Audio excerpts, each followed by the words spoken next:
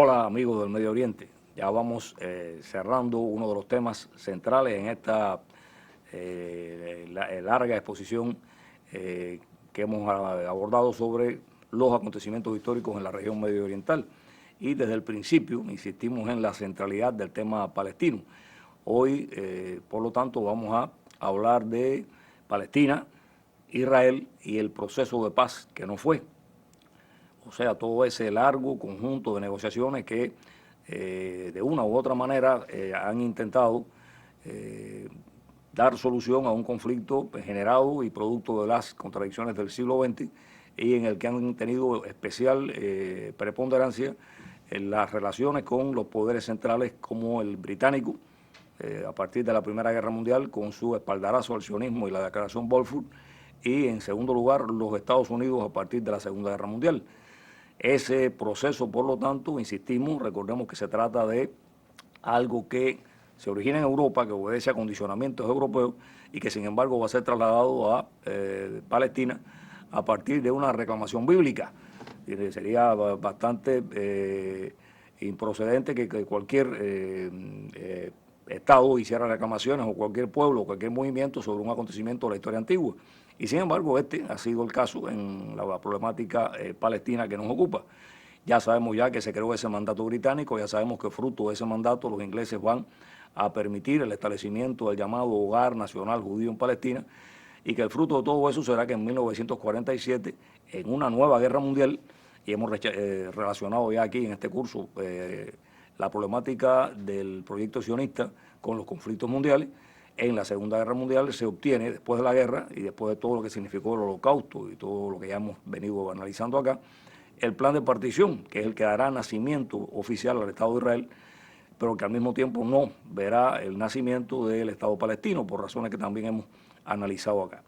Ese Estado israelita, por lo tanto, se va a caracterizar por una serie de conflictos bélicos, mediante los cuales logrará, en primer lugar, el control, primero en la guerra del 48, del 80% de Palestina. Y después vendrá ese otro gran acontecimiento, la guerra del 56, en la que vimos que no hay una alteración de la frontera, producto de la correlación de fuerzas que existía entonces, y del hecho de que todavía la poderosa comunidad judía norteamericana no tenía el control que va a tener sobre lo relativo a esa relación especial, como le llaman algunos de sus publicistas, la relación que tienen con la política norteamericana hacia el Medio Oriente. O sea, prácticamente no se hace nada que pueda perjudicar a los intereses de Israel. ¿Y cuándo se obtiene eso? Ya relacionamos acá esa problemática con el gobierno de Kennedy. Es a partir de ahí entonces que los judíos sionistas, con su poderoso capital, con su manejo de los condicionamientos electorales en los Estados Unidos, han llevado a un control práctico de esa política exterior. Y de la guerra del 67 en adelante estamos viendo la incondicionalidad del gobierno de Washington con respecto a determinados intereses del Estado de Israel que le permiten la impunidad a nivel internacional. La guerra de 1967, por lo tanto, va a ser ese verano de 1967, muy importante porque marca el desastre mayor, digamos, para los palestinos, en la medida en que uno de sus frutos va a ser el control de toda Palestina, el 100% de Palestina, más la incorporación de las alturas de Golán, territorio sirio, que nunca había pertenecido acá, y por otra parte, la ocupación de toda la península de Sinaí para Egipto. Esto va a crear una crisis general en la región, porque fue manejado como una incapacidad del nacionalismo que había logrado las independencias en el Medio Oriente para enfrentar esta política agresiva de Israel. O sea, esta relación real, ¿no?, de una victoria sucesiva, o las victorias sucesivas de Israel sobre la justicia, en el sentido de que va despojando paulatinamente a los palestinos, llevará a una situación crítica a partir del año 67, cuando aparece eso que se ha llamado los territorios ocupados. O sea, tanto Gaza como Cisjordania quedarán ahora bajo ocupación israelita. E inmediatamente a partir de esta guerra va a comenzar un acontecimiento que debemos remarcar, debemos destacar, y es el hecho de que los sionistas no van a perder tiempo en comenzar a llenar Cisjordania y también Gaza de enclaves, asentamientos judíos. es decir, contra el derecho internacional, contra las reclamaciones de que se retirara a las fronteras del 67, que está establecido así, incluso por resoluciones del Consejo de Seguridad de las Naciones Unidas en aquel momento. Israel va a comenzar a llenar ese mapa, lo va a comenzar a llenar como una especie de enfermedad, digamos, de puntico, de esos asentamientos donde establece colonos judíos contra los derechos de los palestinos, o sea, privando esta tierra a la población palestina. Es una repetición de la política inicial del siglo XX, cuando hicieron eso mismo en la parte en que después van a reclamar para establecer el Estado de Israel. Pero ahora se trata de un área donde hay una gran concentración de población palestina y de la cual ha fluido ahora en esta invasión del año 67 una nueva corriente de refugiados, es decir, algunos que habían ido hacia esa región a refugiarse en el momento en que esta parte fue incorporada al reino de Jordania, recordemos todo aquello que hablamos aquí del rey Abdullah y de la ocupación de esta área, ahora van a tener que volver a hacer una segunda emigración hacia la diáspora, porque no quieren estar bajo el territorio de este Israel que les niega el derecho al retorno, que les niega sus propiedades, que les niega la ciudadanía, que los excluye totalmente. Esa es la situación entonces a partir de la guerra del 67 y es un momento en que por una parte se está produciendo esto que yo decía de una crisis del nacionalismo a nivel regional. Nasser mismo va a tomar esta derrota como propia, va a sentirse muy tocado por esta situación que le fue tan adversa en general al mundo árabe. Y sin embargo, en estos momentos se produce una serie de acciones radicales por parte de los palestinos.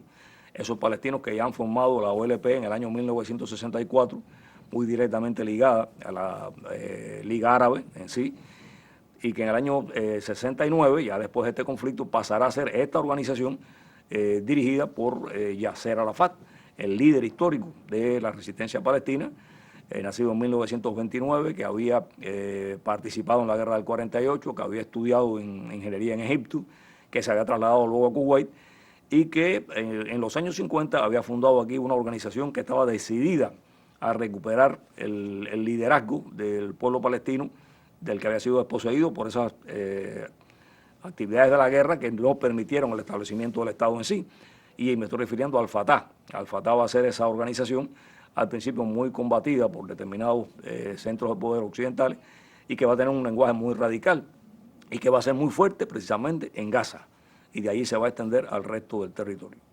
Me parece que esa primera manifestación va a ser reconocida después, ¿no? Más tarde, después de la guerra del 73, que es la guerra que sigue.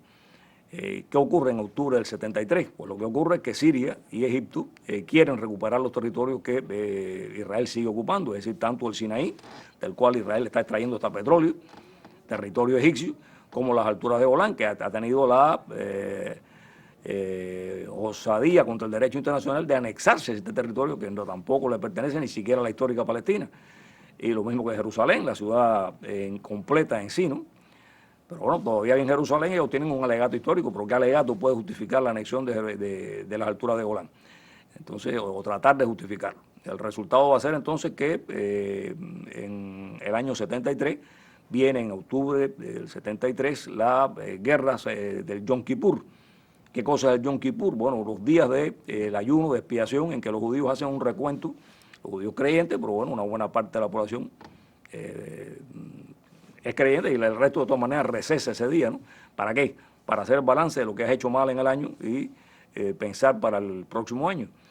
Y en ese momento entonces es que Siria y Egipto avanzan y durante 3 días le dan un gran susto a las autoridades israelitas que estaban muy imbuidas de su poder militar, porque avanzan en toda la zona norte, avanzan en sí, hasta que esta ofensiva va a ser detenida por las tropas israelitas que revierten la situación y a la larga la guerra del 73 no va a cambiar la situación, pero significa una primera victoria en los primeros momentos para la causa árabe. Y eso le va a dar un determinado prestigio al que entonces ya es presidente de Egipto, es decir, el que ha heredado el poder después de la muerte de Nasser en el año 70, que es Anwar el-Sadat. Lamentablemente van a ocurrir varias cosas. Esta es la guerra bueno, aparte de lo que iba a decir ahora, es la guerra en que se determina el embargo petrolero y es la guerra en que a ella sigue una cumbre en Jartum de los árabes rechazando todo contacto con este Israel que ha llegado tan lejos en su ofensiva y al mismo tiempo en el 74 es que se reconoce a la OLP como un Estado árabe más. Hasta ese momento no tenía este estatuto. Y lo que sigue entonces va a ser un momento difícil en general para la causa palestina, que ya había vivido toda una serie de momentos difíciles. Digamos que en el año 70, por ejemplo, los palestinos que habían emigrado fundamentalmente para ese territorio que estaba detrás de Palestina, o sea, para la llamada Transjordania, ahora Jordania, el reino hachemita, ayer se habían constituido prácticamente en un estado paralelo. Y el gobierno conservador del rey Hussein los va a aplastar en septiembre, el llamado Septiembre Negro de 1970, y esto determinará que la resistencia palestina tenga que desplazarse y va a entrar entonces en la problemática del sur del Líbano. O sea, al sur del Líbano se van, donde también hay una gran masa de refugiados, la dirección de la resistencia palestina. Y mientras todo esto está ocurriendo, en los años 77, 78, 79, vamos a presenciar un acontecimiento que fue un triunfo para la política de Kissinger y fue una traición, en definitiva, según lo consideran muchos analistas de la región, para la causa árabe. Y es la visita, en primer lugar, de Anwar el-Sadat, ese presidente egipcio, a Jerusalén, a su discurso en el Parlamento israelita, que es un ya reconocimiento, es decir, Egipto, que estaba encabezando la causa árabe, de pronto da un giro de 180 grados y aparece Anwar el-Sadat aquí en la Knesset, hablando en el Parlamento, y esto sí, al año siguiente, conversaciones directas con Israel, y son los llamados acuerdos de Camp David, 78-79, un acuerdo de paz. ¿Y qué está significando esto? Bueno, que Egipto se aparta de la causa árabe y va a ser entonces objeto del rechazo, incluso la propia Liga Árabe, que estaba radicada en el Cairo, tiene que trasladarse hacia Túnez, sale de acá durante este tiempo, producto de esta situación mediante la cual Egipto no solo abandona a los palestinos a su suerte, sino que en lo que sigue va a recuperar entonces paulatinamente, porque Israel tenía su desconfianza, hasta el año 82 va a ir recuperando los territorios del desierto del Sinaí, o sea, toda la península, digamos, del Sinaí, y de esa manera se consuma esta problemática.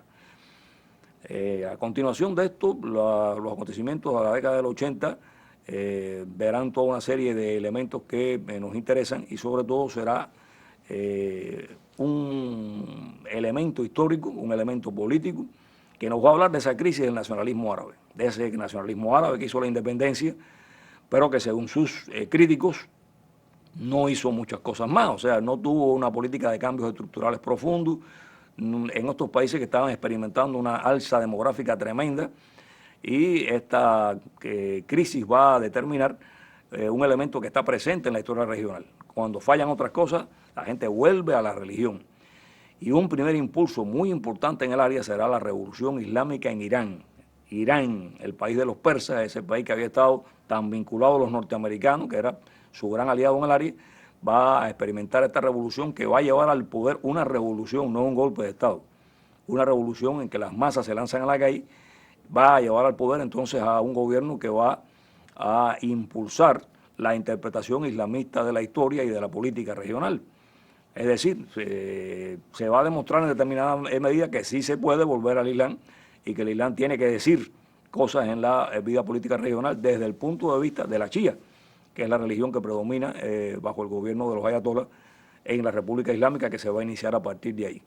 Y se va a impulsar entonces un Islam sin fronteras, se va a considerar nuevamente que toda esta división colonial y todos estos nacionalismos en lo lingüístico lo que están haciendo es dividir a la umma, y por lo tanto de una solidaridad panislámica a partir del gobierno iraní, y el ejemplo va a ser seguido en muchas latitudes del área, es decir, va a haber toda una ola islamista.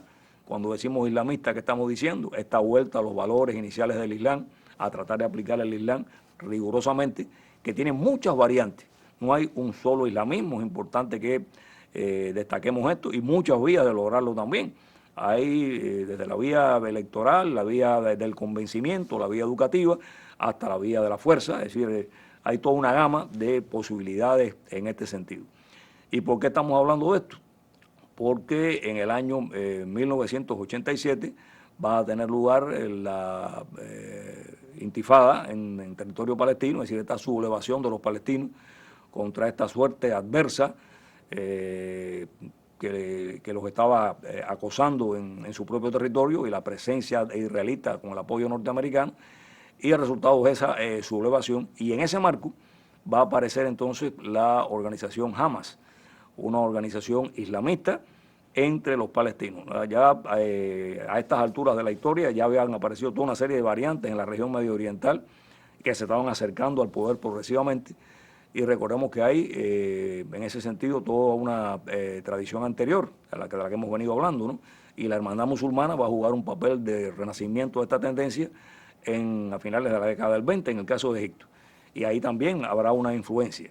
Pero de ahora de lo que se trata es que han aparecido ramas en distintos lugares.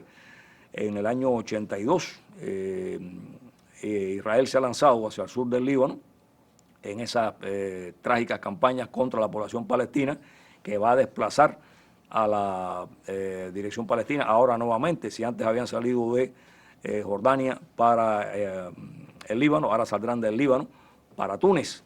Se tendrán que marchar, y se registran los terribles acontecimientos de Saura y Chatila. Es decir, se permite que elementos de la derecha, bajo la autorización israelita, le dan manos libres a elementos de la derecha libanesa para que entren en estos campamentos y masacren civiles que habían quedado bajo la confianza de que se retiraba la autoridad palestina de allí, o sea, la jefatura de la OLP, pero que iban a ser respetadas sus vidas. Y esto es justamente lo que no ocurre para el escándalo internacional y para escarnio de ese mismo derecho internacional que Israel venía violando sistemáticamente. Y esta situación, por lo tanto, antecede a la fundación de esta organización que decía en finales del 87, principios del 88, se va creando esta organización islámica, el movimiento islámico, entre las fuerzas palestinas también. Destacable es que había sido prácticamente la última, ¿no? En toda esta oleada, en todos estos países, porque había un precedente nefasto. Recordemos la situación del Mufti de Jerusalén, o sea, la variante religiosa entre los palestinos tenía una historia no muy exitosa, ¿no? Precisamente por el alineamiento del Mufti con las fuerzas que más bien condenaban su causa, que la podían defender efectivamente en el marco de la Segunda Guerra Mundial. Y sin embargo ahora viene en esta oleada esta situación que no nos parece explicable más que en el sentido de la propia desesperación de los palestinos con su causa, ¿no? Si el poder terrenal no resuelve la cuestión, porque Alá resuelve el problema, entonces la solución estará en volverse a la religión y tratar por esta vía de la purificación religiosa y tratar de hacer las cosas lo más de acuerdo con el credo que tan importante es en la región, pues llevar adelante entonces esta variante que va entonces a coincidir más o menos con el establecimiento y al reconocimiento por parte de todas las fuerzas progresistas del país del Estado palestino.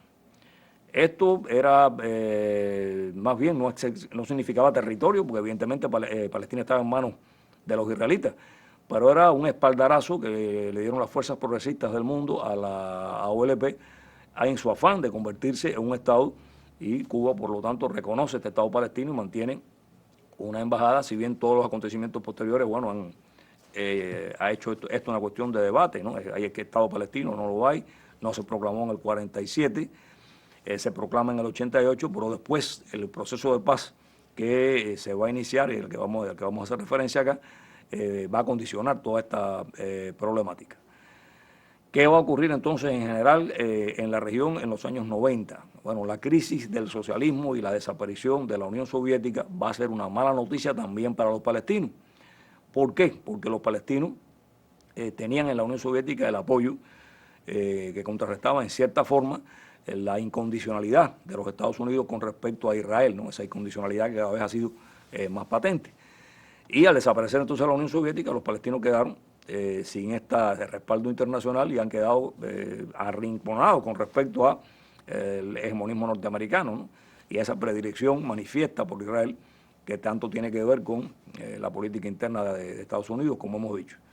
El resultado entonces va a ser una situación acuciante para los palestinos en esta circunstancia.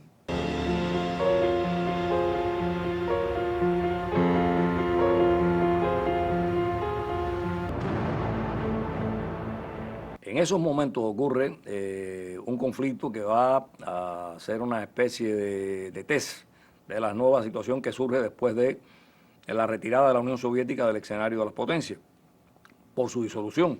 Y me estoy refiriendo a la guerra del Golfo en 1990, o sea, la entrada de Irak en Kuwait. Esta problemática va a influir en la causa palestina, a ella volveremos en otro momento para analizarla tal vez con más detalle, pero había una realidad. En Kuwait había una comunidad de más de 400.000 palestinos, una importante comunidad. Este es un rico emirato que le significaba a los palestinos grandes entradas para su propia causa, ¿no? Pero sin embargo, por la peculiaridad de la vida política regional del Golfo, los inmigrantes no tienen derechos políticos, árabes o no árabes, o sea, los derechos políticos están limitados para la población autóctona, quiero decir, la posibilidad de ejercer actividad política a nivel gubernamental.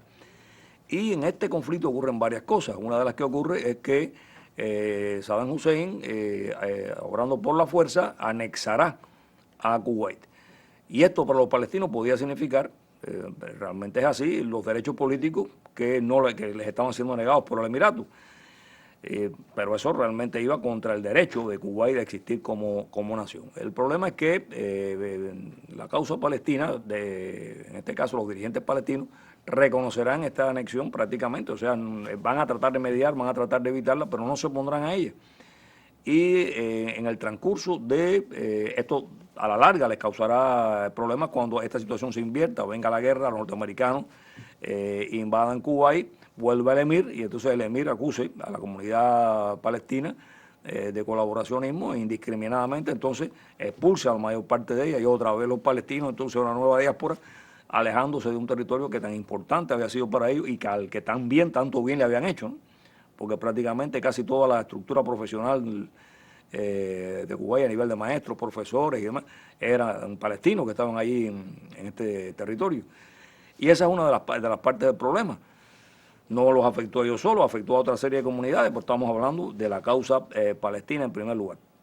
Y el otro elemento es que ya entrado en el cuestionamiento internacional, 10 días después de su incursión en Kuwait y de su anexión de Kuwait, Saddam Hussein pensó que era una buena oportunidad para hacer un link, un vínculo entre lo que estaban pidiéndole todos los países del mundo, la inmensa mayoría de los países del mundo, que se retirara de Kuwait, esa no era forma de actuar a nivel del derecho internacional, y la realidad también existente de que por qué no le pedían lo mismo a Israel, que desde 1967 estaba ocupando los territorios árabes a los que hemos hecho referencia. Y lo va a hacer así explícitamente, ¿no? Lo va a decir, bueno, entraré a discutir este problema, nos retiramos cuando se retire también Israel de los territorios ocupados, los territorios árabes ocupados en Palestina, como se pedía desde el final de la guerra. Por supuesto que la problemática no se manejó así, porque después viene el aniquilamiento de Saddam Hussein en el sentido de la invasión de Kuwait, porque como sabemos en esta guerra no va a significar el fin de su gobierno, de su régimen, sino quedará en el poder como un mal menor, digamos, manejable hasta cierto punto por cuenta de los norteamericanos.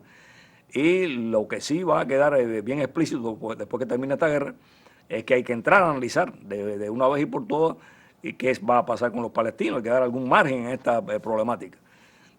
Y lo que sí entonces van a hacer la conferencia de Madrid en octubre de 1991 y las pláticas subsiguientes. Una conferencia en la cual se va a tratar todo este problema, toda esta situación de una manera muy especial, porque al principio ni siquiera la OLP podía estar directamente representada. Y como tantas veces en la historia de las negociaciones se trató de vincular a Jordania, ¿no? Durante mucho tiempo se habló de que los palestinos estuvieran incorporados al conservador reino de los hachemitas, al rey Hussein y demás. Y por eso los palestinos insistían tanto en que se les reconociera a la OLP como el único representante legítimo del pueblo palestino, para que no hubiera equívoco en esta situación. Pero la conferencia de Madrid se quedó en pura retórica, discursos van y discursos vienen, al amparo de toda la parafernalia palaciega de la capital española, pero de todas maneras había que buscar una solución. Y a principios del año 92, 93, se va a hacer otro tipo de conversaciones en la capital noruega, en Oslo. Ahí va a haber un contacto entre palestinos e israelitas, y eso es lo que va a precipitar entonces los acontecimientos. Realmente ahí es donde se llega a una posibilidad de diálogo.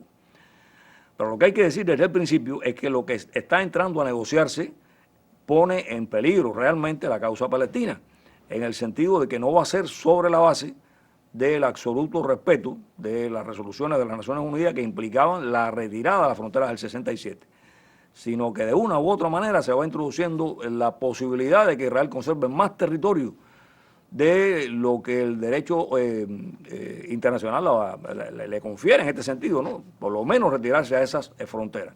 Y a qué me estoy haciendo referencia, a esos asentamientos judíos que yo mencionaba hace un rato y que habían empezado inmediatamente después de la guerra. Por una parte ganaron el territorio y por el otro empezaron a crear toda ese sarampión, digamos, de punticos en el mapa de las colonias israelitas, 150.000, 200.000, 250.000, cada vez más, ¿no? Y ese va a ser entonces un problema. Lo que sigue entonces va a ser todo un proceso de cambios de diplomacia entre estos dos bandos tan desiguales y tan desigualmente respaldados por la posición norteamericana, hasta que llegamos, o sea, cuáles son los puntos fundamentales. Dejar para más adelante aquellas cosas que no se pueden resolver. Digamos, el Estatuto de Jerusalén. Jerusalén ocupada por los israelitas, Jerusalén anexionada por los israelitas, pero los palestinos han tenido a Jerusalén como su capital histórica, la capital de la región. Y entonces se deja el problema de Jerusalén para más adelante. Se deja el problema de los asentamientos judíos para más adelante. Y ese más adelante al principio se decía 5 años. Y el tercer problema es el problema de los refugiados palestinos. Todos esos palestinos que han sido expulsados de aquí desde el 48, que han vuelto a ser expulsados después en las guerras sucesivas, que hacen que la mayor parte de los palestinos vivan hoy fuera de Palestina. Millones de personas en campamentos de refugiados en diferentes condiciones, que sean la verdadera diáspora actual. Bueno, ese problema también queda pendiente y entonces los israelitas hablan de admitir la aparición de lo que llamaron la Autoridad Nacional Palestina, es decir, no la llamaban Estado, le daban este nombre y los palestinos van a ir reconociendo. En el año 1993 se llegará a toda una serie de acuerdos a través de la presión norteamericana también. Y lo que nos interesa es de decir que en septiembre de 1993 hubo un reconocimiento mutuo que le costó caro en definitiva a la OLP. La OLP reconoce la existencia de Israel y Israel reconoce a la OLP. Esto para los israelitas no va a significar lo mismo, porque esto implica una pérdida de capital, si se quiere, desde el punto de vista moral, ético y demás, porque bueno, se está renunciando a lo que desde el 48 se está diciendo que era legal. Pero es un problema de realismo político, cuál era la alternativa. Y bueno, se llega entonces a este reconocimiento mutuo que sin embargo Israel, como tantas veces hemos dicho en este proceso, Israel agota todas las posibilidades, todo el provecho que puede sacar, lo lleva al extremo, no deja nada sin utilizar, mientras que los palestinos por una u otra razón, por su división, por los problemas y demás, no desgraciadamente no pueden hacer lo mismo y entonces van siendo condicionados a una política de pérdida sucesiva. Y eso es lo que va a pasar en el 93, que Israel hace un reconocimiento formal, pero los palestinos han admitido entonces la existencia de este Estado, ¿no? Y eso lleva a toda una serie de cambios en su Carta Nacional. Hay que reconocer entonces que se va a hacer el Estado palestino cuando se pueda hacer en una parte del territorio palestino y ya no en toda, ¿no? Ya no se está hablando de que Israel renuncie a la usurpación que ha hecho de todo este territorio. Ese establecimiento de nuevas circunstancias va a ser importante entonces para lo que sigue. ¿Por qué? Porque entonces vienen sucesivos gobiernos tratando de manejar esta problemática y la desesperación de los palestinos ante el hecho de que Israel se abroga todas las posibilidades. La Autoridad Nacional Palestina se va a crear entonces en algunos enclaves. ¿Y qué es lo que nos queda entonces? Tomamos el mapa de Cisjordania y vemos que aquello es como un archipiélago de pequeños enclaves inconexos entre sí. Es decir, lo que aspira Israel es a que los palestinos se conformen con una discontinuidad de lo que algunos han llamado, haciendo un símil, bantustanes. Igual que pasaba en África del Sur, ¿no? Con la época de los bantustanes. Bueno, que ahí sea la autoridad. ¿Por qué? Porque los israelitas se abrogan el derecho también de no solamente tener los enclaves, sino las carreteras que comunican esos enclaves, de determinar que otros territorios sean de interés militar, otros de interés forestal, en definitiva, que van reduciendo a lo mínimo esta posibilidad a un mini Estado bajo protección israelita, lo que se permite discutir a partir de estas conversaciones. Por eso habrá tanto rechazo por parte de tantas fuentes distintas, ¿no? Tantas organizaciones palestinas. Y lo interesante de toda esta situación es que vamos a ver que el discurso que ya la OLP, producto de que ha cedido ante toda la nueva circunstancia y está tratando de obtener algo para el pueblo palestino, ese discurso, incluso hasta geográficamente, si antes la OLP era tan fuerte en Gaza, bueno, pues ahora será Gaza el escenario en el cual Hamas obtiene el mayor apoyo. Y prácticamente si tomamos lo que dice Hamas ahora y lo que decía la OLP años atrás, bueno, pues hay una gran coincidencia.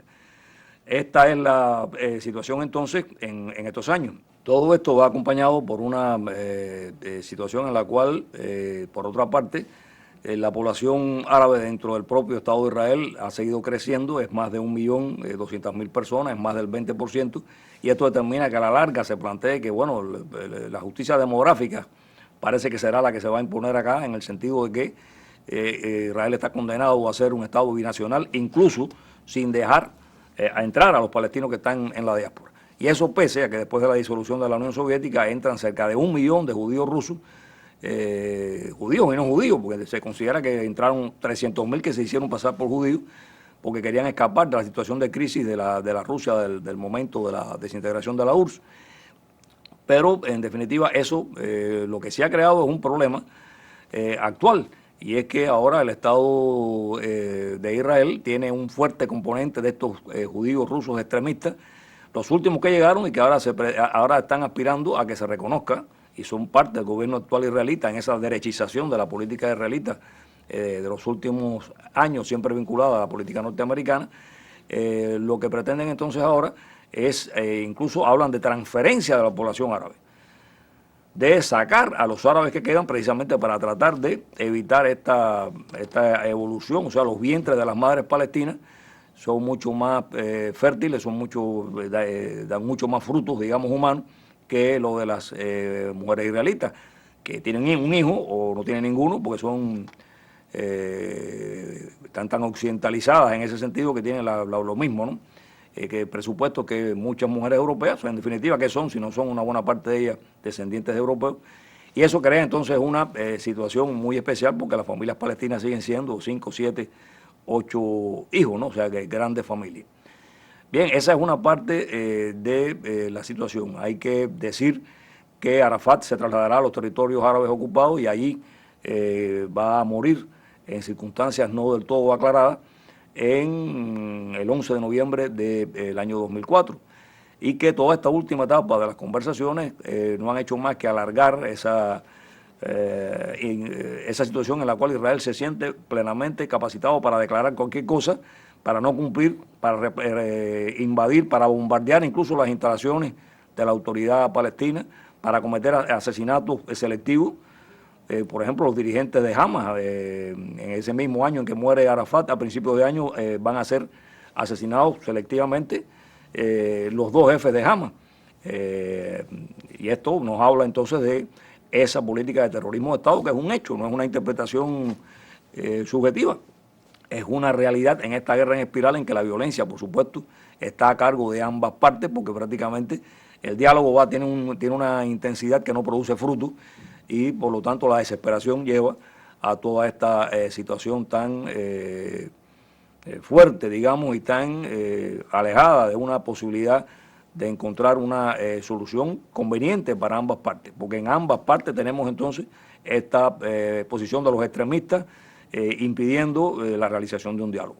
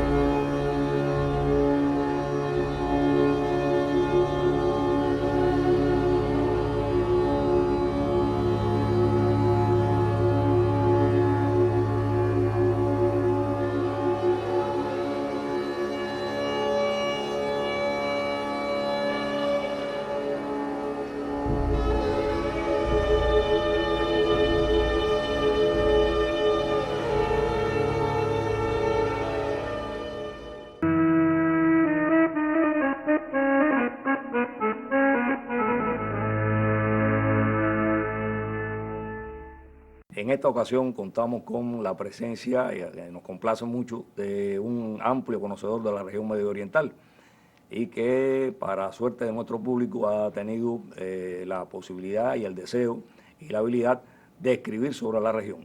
Me estoy refiriendo a Ernesto Gómez Abascal, diplomático cubano, funcionario que ha trabajado el tema durante más de 35 años y que fruto de este trabajo ha sido un libro que hemos citado mucho acá, que es Palestina, en interrogante, crucificada la justicia. Esa posibilidad, por lo tanto, nos lleva a invitarlo para que esté con nosotros acá, y tenemos algunas preguntas que hacerle, ¿no? Ojalá tuviéramos todo el tiempo para hablar más. Hace un momento estábamos hablando de algo que nos hubiera gustado mucho incluir en este curso, que Abascal habló recientemente con el historiador de la ciudad, que es el tema del periplo de Carlos Manuel de Céspedes por el Medio Oriente en la década del 50 del 19. Eso por sí solo hubiera merecido una conferencia. Pero bueno, no tuvimos esa posibilidad, ni creo que hay mucho testimonio, solamente está ese elemento que, sin embargo, nos habla, ¿no?, de la vieja relación de los cubanos con el ARI, incluso en personajes tan importantes en nuestra historia como Céspedes. Yo quería hacerle varias preguntas, a aprovechar esta oportunidad. Abascal también ha sido embajador en Irak, en un momento álgido, en el momento de la invasión norteamericana. Acaba de regresar ahora después de 5 años en Turquía, o sea, tiene muchas vivencias que pueden sernos útiles acá en este curso, pero yo prefiero concentrarme en el tema de Palestina, Israel, ese conflicto que es el centro de toda la problemática. Y para eso yo quería preguntarle, ¿no?, sobre un tema que hemos tratado aquí. En primer lugar, el voto cubano en 1947, esa sorpresa que nos da el diplomático Ernesto Digo en las condiciones de aquella naciente organización internacional. ¿Por qué Cuba votó contra la partición de Palestina y se sumó a la causa árabe en un momento en que, como analizábamos acá, no era esa la tónica a nivel continental, ¿no?, y sobre todo por cuenta de los Estados Unidos? Así que vamos a pasarle la palabra a Gómez Abascal para que nos hable de esta primera temática. Bueno, muchas gracias por la invitación a participar en tan importante programa que tiene, según he podido comprobar, una gran audiencia en la población y se ha interesado mucho en el tema del Medio Oriente, un tema que llama mucho la atención porque se mantiene en la actualidad permanentemente, desgraciadamente, con hechos sangrientos por lo general.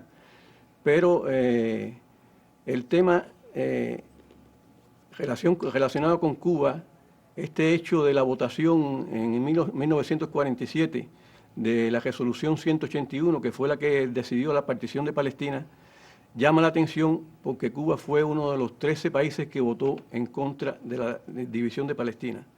De estos 13 países, solamente 3 eran no islámicos. Los 10 restantes eran países del Medio Oriente, países islámicos, que tenían simpatía por la causa palestina. Desde aquel tiempo estaban en contra de la división del territorio.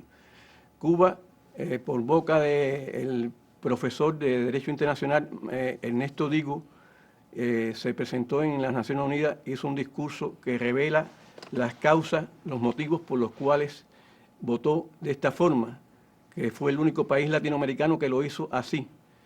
El discurso explica las razones por las cuales Cuba, este señor, el profesor Ernesto Digo, decidió votar en contra con argumentos de mucho peso jurídico, alegando que, por ejemplo, la resolución 181 había tomado como argumento la declaración Balfour de 1917, que era el documento por el cual Inglaterra concedía el derecho a los judíos a crear un hogar nacional en territorio de Palestina.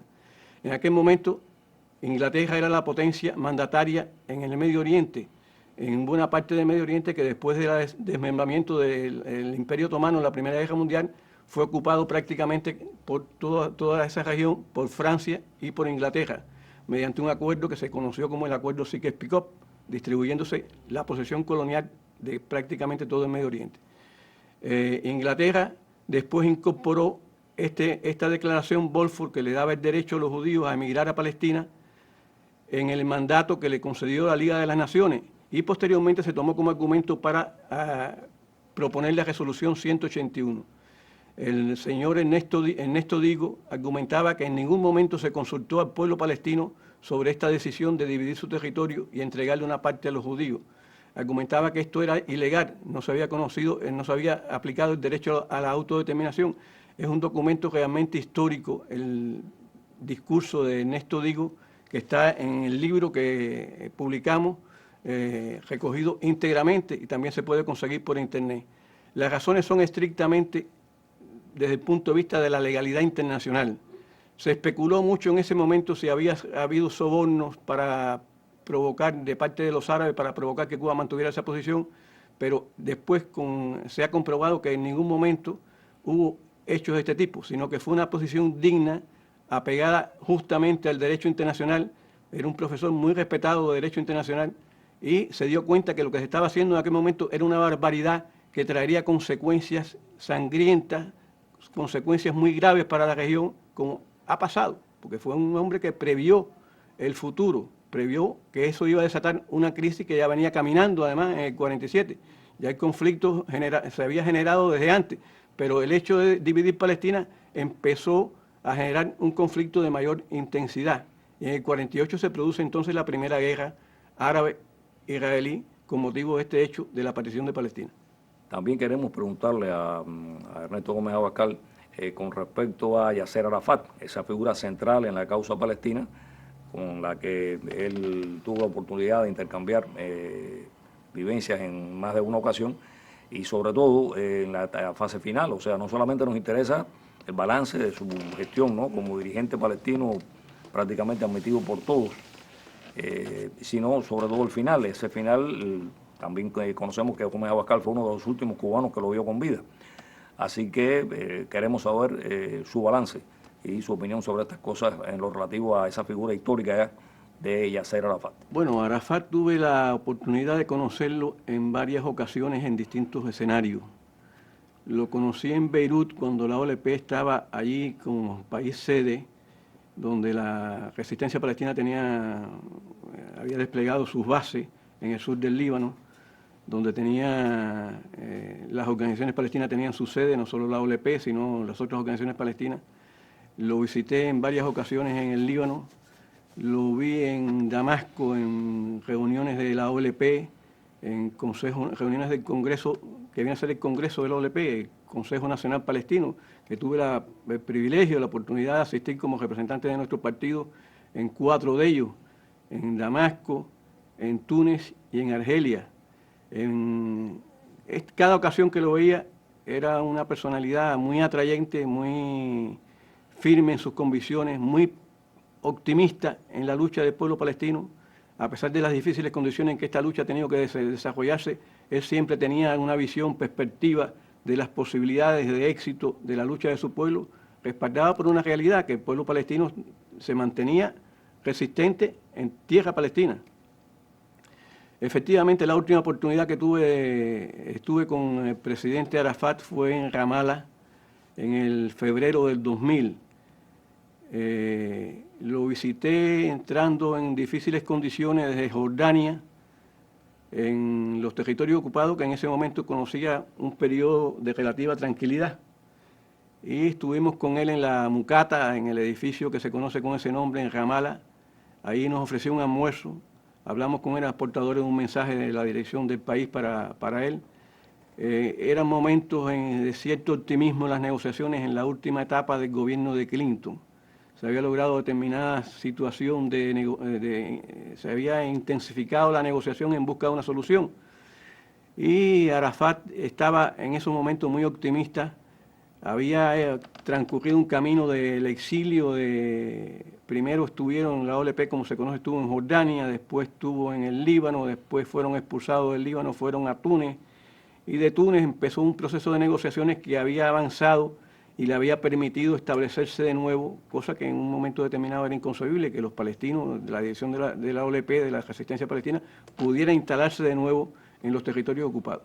En esas condiciones lo vimos en Ramallah, cuando la OLP ya tenía sus bases allí de nuevo, tenía sus instituciones, estaba estructurando una especie de gobierno provisional con sus características muy especiales, pero las organizaciones palestinas habían regresado muchos de sus dirigentes, estaban instalándose en Cisjordania y en Gaza, y había un ambiente de cierto optimismo en cuanto a las posibilidades de seguir avanzando por este camino.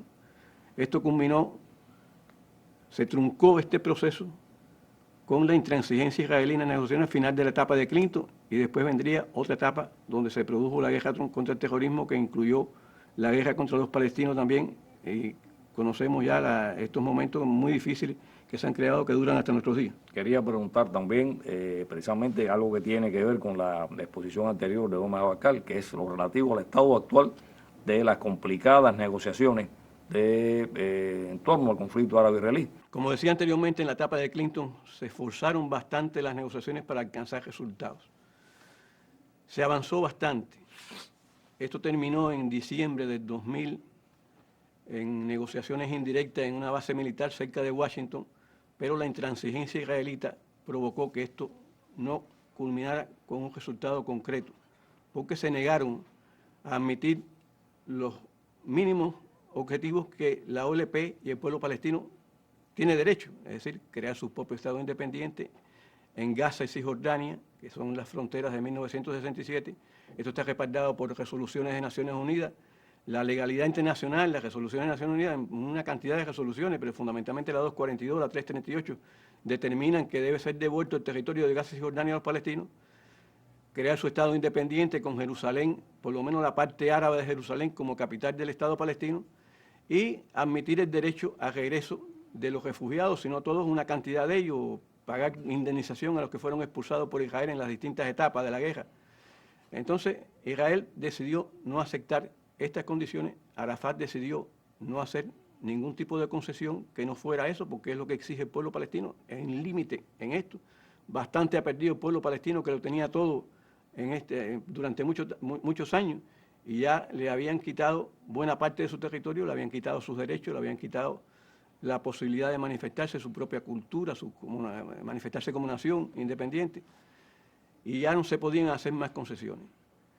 Esto culminó en esa etapa de Clinton y ganaron las elecciones en los Estados Unidos un grupo ideológico encabezado por Bush, muy recalcitrante, muy derechista, muy vinculados a intereses sionistas de los propios Estados Unidos, vinculados a Israel, y esto empezó una etapa de desastre. Coincidió que en el mismo año que toma posesión este grupo neofascista en los Estados Unidos, se produce el ataque a las Torres Gemelas, que le vino como anillo al dedo al gobierno de Bush para iniciar lo que llamó la guerra contra el terrorismo en Medio Oriente. Era una guerra por posesionarse de nuevo de Medio Oriente, ocupar su riqueza, ocupar su territorio, liquidar el problema palestino, liquidar a Irak, tomar el petróleo iraquí, que era parte del objetivo de los Estados Unidos. Desde allí cambiar la situación en la zona. Irak se había venido recuperando de una etapa de aislamiento, de condena por Naciones Unidas, había ido renovando su economía, había restableciendo relaciones con los países vecinos, el comercio había crecido considerablemente, los vínculos con el Líbano, con Turquía, con Siria, con los países del Golfo habían de nuevo empezado a restablecerse, y había que liquidar a Irak, en primer lugar, que es un país muy importante en la región por su situación geográfica.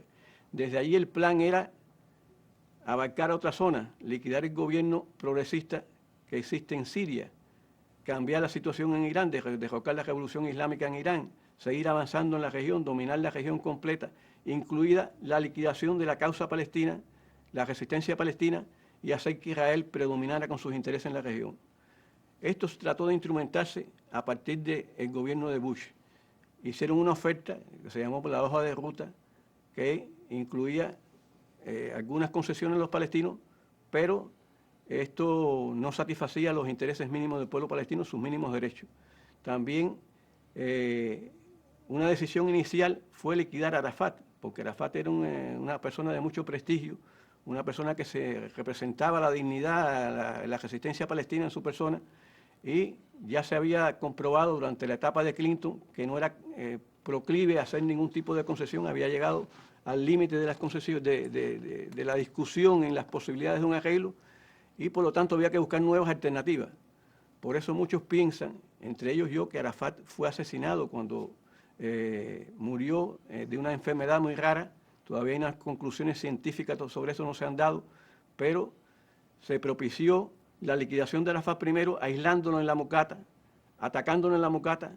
Israel atacó con tanques la sede de la OLP de Arafat en Cisjordania, lo aislaron y propiciaron una designación de un nuevo dirigente, de una nueva dirección de la OLP, para que ellos pensaban podía empezar una nueva etapa de negociaciones y obtener concesiones para Israel.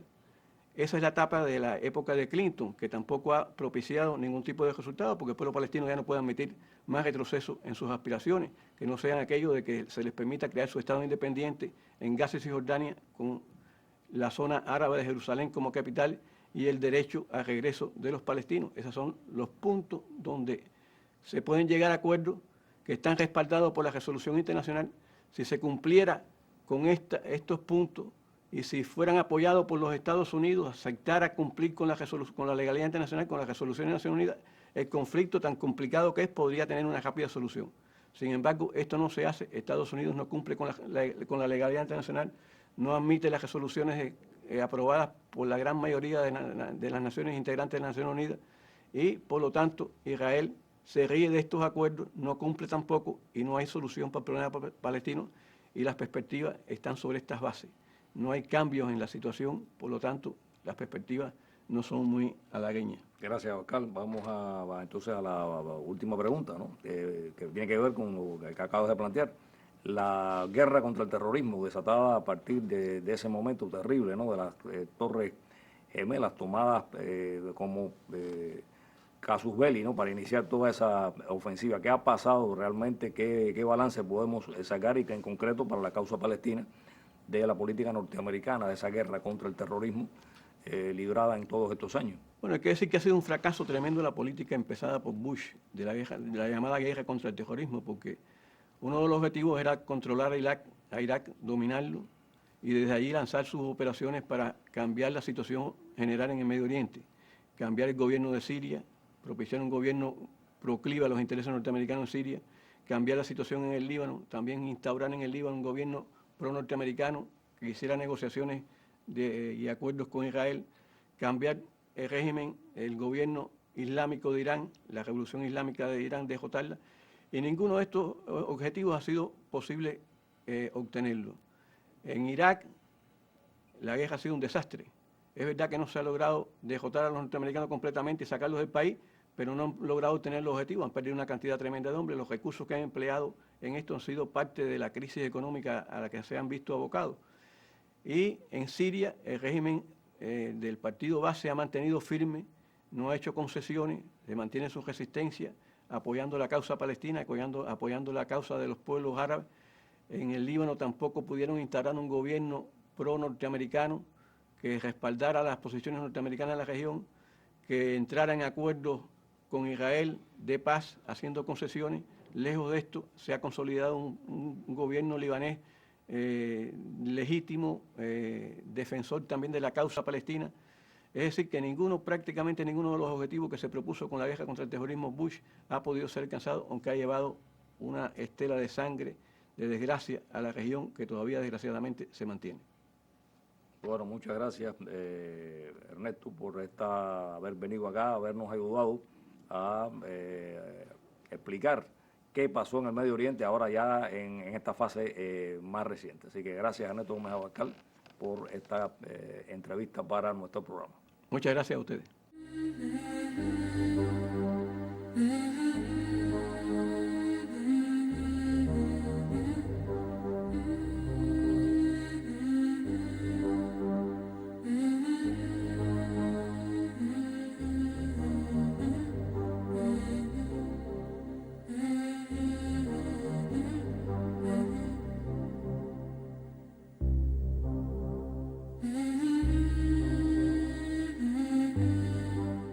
Creo entonces que todo lo anterior nos sirve para explicarnos una buena parte de lo que pasó en el Medio Oriente con respecto a esa cuestión crucial que es el conflicto entre los árabes y los israelitas.